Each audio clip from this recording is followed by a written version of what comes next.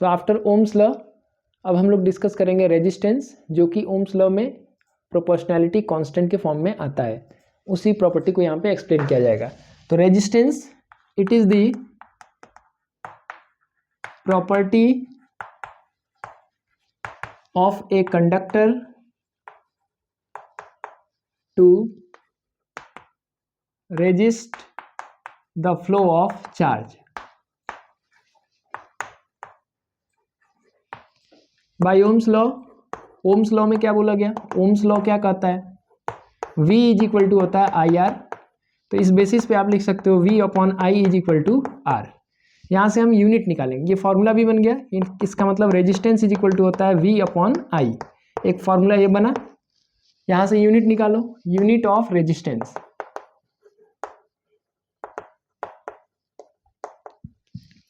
तो unit of resistance अगर निकालना चाहते हैं तो unit of potential difference by unit of current हो जाएगा। Unit of PD by unit of current. Unit of PD क्या होता है? वोल्ट होता है। और यूनिट ऑफ करंट क्या होता है? एम्पियर होता है। तो इसका यूनिट क्या हो गया? वोल्ट पर एम्पियर। और इसी को हम लोग बोलते हैं ओम, OHM, इसी को बोला जाता है ओम। ठीक है ना, यानी यूनिट ऑफ रेजिस्टेंस इज ओम। अब यहां से डिफाइन करने को आएगा, 1 ओम को डिफाइन करना है। तो कैसे डिफाइन करोगे? बहुत आसान है। देखो R is equal to V by I.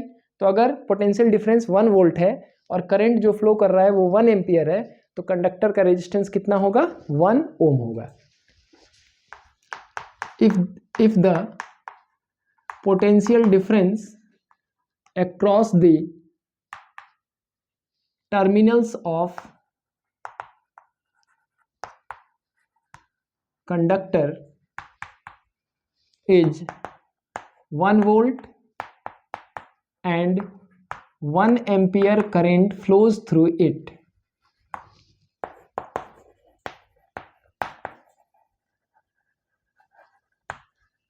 then the resistance offered by conductor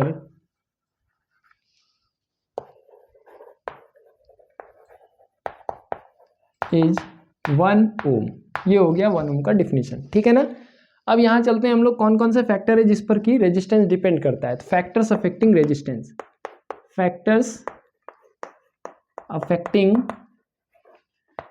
resistance. पहला फैक्टर है लेंथ ऑफ कंडक्टर।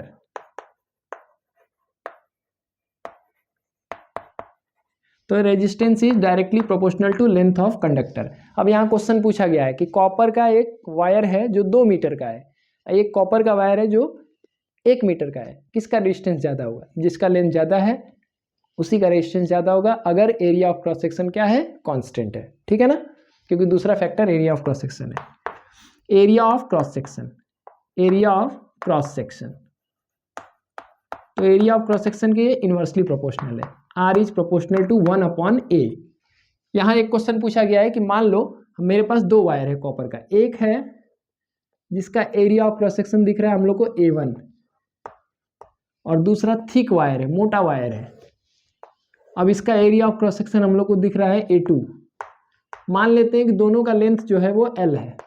अगर दोनों का लेंथ सेम है, area of cross section different है, तो यहाँ पूछा जाएगा कि थिक वायर का रेजिस्टेंस ज़्यादा होगा कि थिन वायर का रेजिस्टेंस ज़्यादा होगा।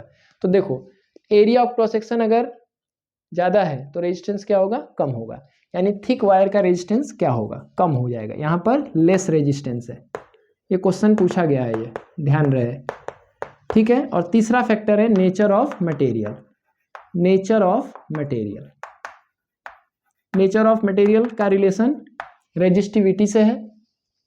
नेचर ऑफ मटेरियल, ये अलग अलग मटेरियल के लिए रेजिस्टेंस का वैल्यू अलग अलग होता है। तो चलिए इस कंडीशन को समझने के लिए रेजिस्टेंस का एक और फॉर्मूला देखते हैं। ठीक है ना, चलिए। फैक्टर्स अफेक्टिंग रेजिस्टेंस, ये टॉपिक अभी अभी लिखा मैंने, इसको हम फॉर्मूला के फॉर्म में चेंज करें तो पहला फैक्टर हो जाता है length. Resistance is directly proportional to length. और दूसरा फैक्टर है resistance is inversely proportional to area of cross section, combining 1 and 2। 1 और 2 को अगर कंबाइन कर दिया जाए तो resistance is directly proportional to L upon A हो जाएगा। या हम लिख सकते हैं resistance is equal to rho into L upon A. अब इस फॉर्मूला में 3 जो टर्म आ रहे हैं उसको समझ लिया जाए क्या क्या है। रो इज कांस्टेंट ऑफ, चलो proportionality constant, proportionality constant which is called electrical resistivity।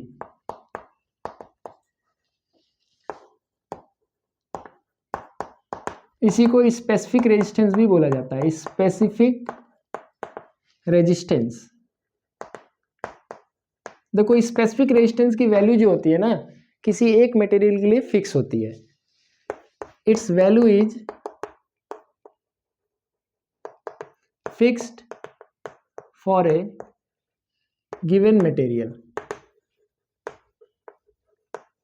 जैसे एक एग्जांपल देखो, जैसे यहाँ 2 वायर है कॉपर का, एक एरिया ऑफ क्रॉस सेक्शन कम है और एक ज़्यादा हो सकता है और लेंथ भी ज़्यादा हो सकता है, जो भी है मतलब area of cross section length दोनों डिफरेंट है। ये भी कॉपर वायर है, ये भी कॉपर वायर है, तो इन दोनों का रेजिस्टिविटी का वैल्यू क्या होगा, सेम होगा।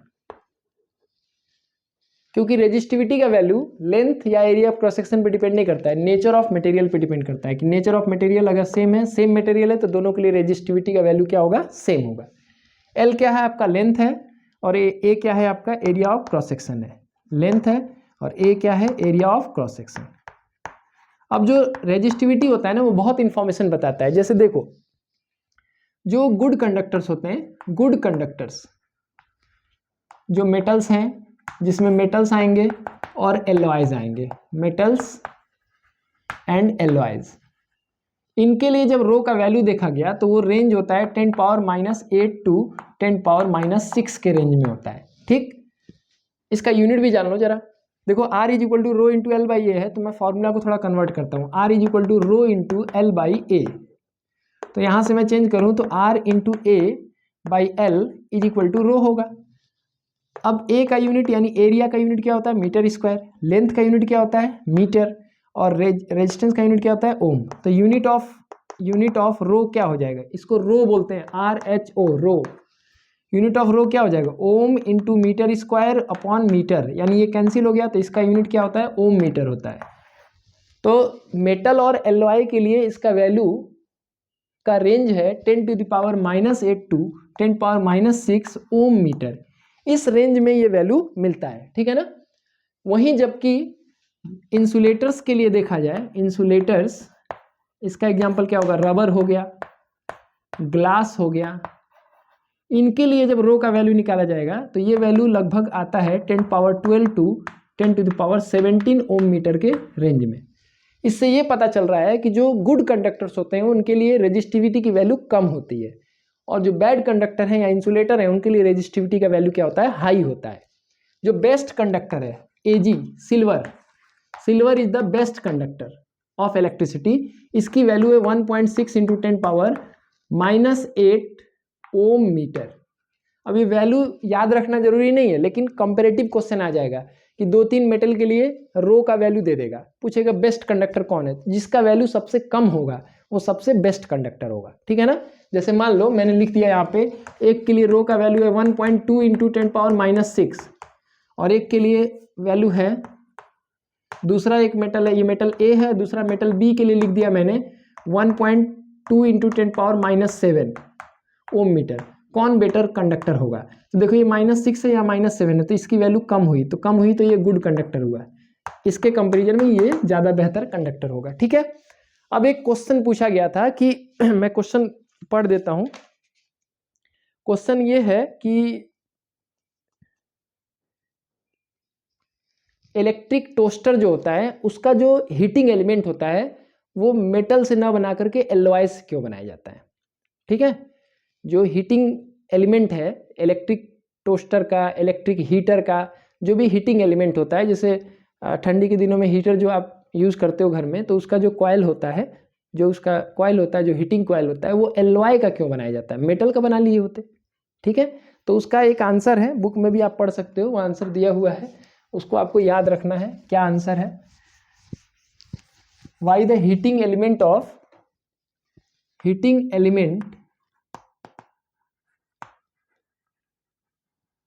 Is made of alloy.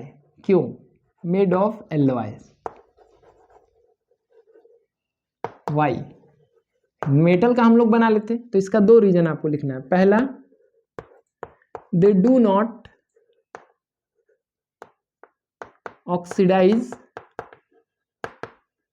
Eight high temperature, क्योंकि हीटिंग एलिमेंट है तो उसका टेम्परेचर बढ़ेगा। अब अगर कोई मेटल यूज किया जाएगा तो हाई टेम्परेचर पे ऑक्सीजन से रिएक्ट करने लगेगा, ठीक है, तो ऑक्सीडाइज हो जाएगा। लेकिन वहीं एलॉय यूज किया जाएगा तो उसकी प्रॉपर्टी मेटल के जैसा नहीं होगी, उसकी प्रॉपर्टी थोड़ी डिफरेंट होगी, तो it will not get oxidise at high temperature.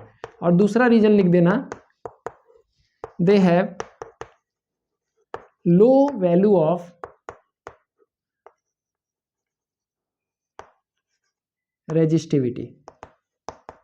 ये दो रीजन है जिसकी वजह से हीटिंग एलिमेंट बनाने के लिए एलॉयज का यूज किया जाता है, प्योर मेटल का यूज नहीं किया जाता है। ठीक है, अब जो अभी मैंने आपको फॉर्मूला बताया R = ρ × L/A, इस पर भी न्यूमेरिकल प्रॉब्लम्स दिए जाते हैं, तो इस न्यूमेरिकल प्रॉब्लम को हम लोग देखते हैं। ठीक है ना, चलिए। A wire of given material having length L and area of cross section A। तो गिवन है एक मटेरियल का एक वायर है जिसका area of cross section A है और लेंथ क्या है, L है, यानी लेंथ L हो गया और एरिया ऑफ क्रॉस सेक्शन कितना है, A है। हैज अ रेजिस्टेंस ऑफ 4 ओम। तो ये मान लेते हैं L1 = A L हो गया और A1 = A हो गया, तो इसका रेजिस्टेंस R1 क्या आ रहा है, वो आ रहा है 4 ओम आ रहा है। What would be the resistance of another wire of the same material? Same material की बात हो रहा है, यानी रो का वैल्यू क्या होगा, सेम होगा। यहाँ पर रेजिस्टिविटी क्या होगा, रेजिस्टिविटी रो है, ठीक है। तो दूसरा वायर का भी रेजिस्टिविटी रो ही रहेगा, हैविंग लेंथ L/2, लेंथ आधा हो गया और area of cross section double हो गया, यानी A2 का वैल्यू 2A है और लेंथ L2 का वैल्यू जो है वो L2 का वैल्यू L/2 है। यहाँ पर आपको रेजिस्टेंस पता करना है, क्या होगा, रेजिस्टिविटी वही होगी क्योंकि सेम मटेरियल है। ठीक है, बहुत ही सिंपल क्वेश्चन है। R2 का वैल्यू निकालना है, R1 का वैल्यू आपको पता है। वी नो दैट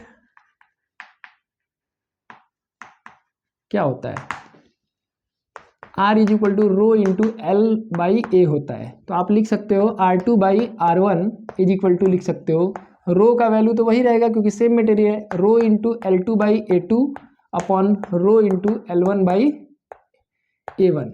अब वैल्यू रखो, R2/R1 का वैल्यू 4 ओम है, रो कैंसिल हो जाएगा क्योंकि सेम मटेरियल है, rho is same for a given material. ठीक है, और ये L2 कितना है हम लोग का, L/2 है, A2 कितना है, 2A है, ये कितना है, L है, और ये कितना है, A है। A और A कैंसिल हो गया, L और L कैंसिल हो गया, तो R2/4 ओम = क्या हो जाएगा, 1/2/2 यानी 1/4 हो जाएगा। तो R2 का वैल्यू क्या हो जाएगा, 1/4 × 4 ohm. So your answer is 1 ohm. This is your answer. तो क्वेश्चन डिफिकल्ट नहीं है, बहुत ही इजी क्वेश्चन है। ठीक है ना, तो ये हो गया हमारा इस पर बेस्ड न्यूमेरिकल। अब हम लोग नेक्स्ट कॉम्बिनेशन ऑफ रेजिस्टर देखेंगे। Thank you.